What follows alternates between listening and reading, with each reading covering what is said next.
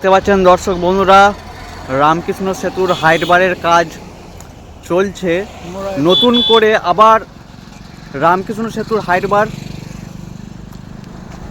লাগানোর প্রচেষ্টা চলছে। এখানে সে চিত্র দেখাচ্ছি সরাসরি রামকৃষ্ণ সেতু থেকে।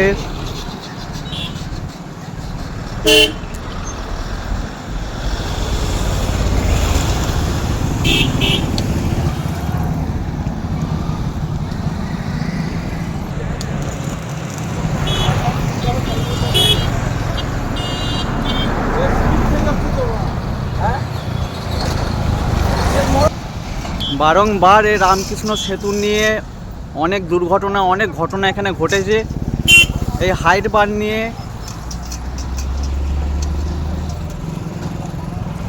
এই হাইট বারের কাজ ইতিমধ্যে চলছে, সেই চিত্র এখন দেখাচ্ছে আপনাদেরকে সরাসরি রামকৃষ্ণ সেতু থেকে।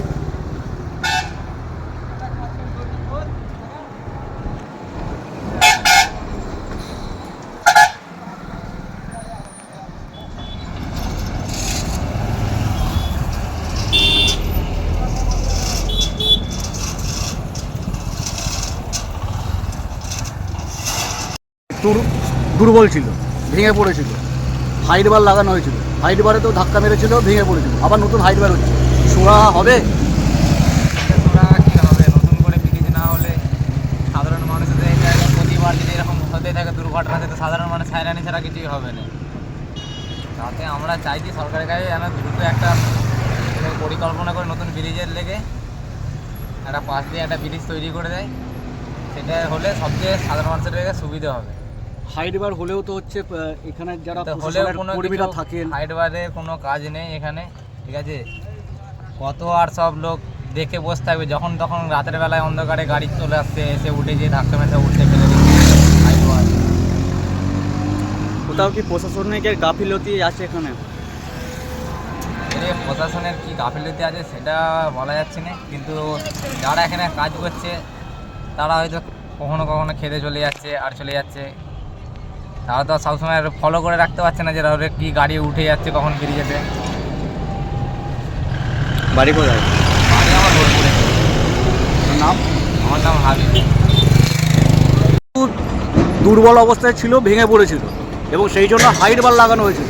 সেই হাইট বারেতেও কিন্তু প্রশাসনের গাফিলতিতে আবার কিন্তু ধাক্কা লেগে ভেঙে পড়েছিল। নতুন হাইট বার হচ্ছে, কী বলবেন? সমস্যা মিটবে?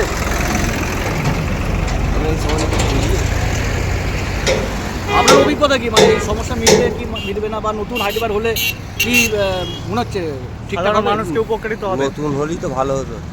নতুন হলে ভালো হতো, ব্রিজটা নতুন হলে ভালো হতো। ব্রিজের দাবি আপনি তুলছেন? এই যে ব্রিজের তলাতে যে খনন চলছে, এখানে যে পিলার দেওয়া হবে, তাতে কতটা কি মনে হচ্ছে? কাজ ভালো হবে না মনে হয়। ভালো কাজ হবে। আমার নাম? আমার নাম ভরনাথ সরকার। কোথা থেকে আসছেন আপনি? ডেলি যাতায়াত করেন উপর দিয়ে? হ্যাঁ, আমার পাতুসরাই বাড়ি। অফার চলছে আমার সানঅটোতে। ব্যাটারি নিলে আপনার প্লেটো কোম্পানি তো অফার রেখেছি। আপনি ক্যাশে বা ইএমআই যেটাতেই নেন না কেন 4000 টাকা ক্যাশ ডিসকাউন্ট আছে, অথবা দীঘা ট্যুর। আপনারা সানঅটোতে আসুন, দৌলতপুর বাবলার ঢাল, আমাদের শাখা অফিস আছে পল্লীশ্রী বাস স্ট্যান্ডের সংলগ্নে। তো ব্যাটারি গাড়ি অফার চলছে, তো আপনি কালেক্ট করতে পারেন। ব্যাটারি গাড়ি নিলে 4000 টাকা ডিসকাউন্ট অথবা দীঘা ট্যুর, দুর্দান্ত অফার আছে। আসুন, এসে যোগাযোগ করুন, অফারগুলো অবশ্যই পাবেন।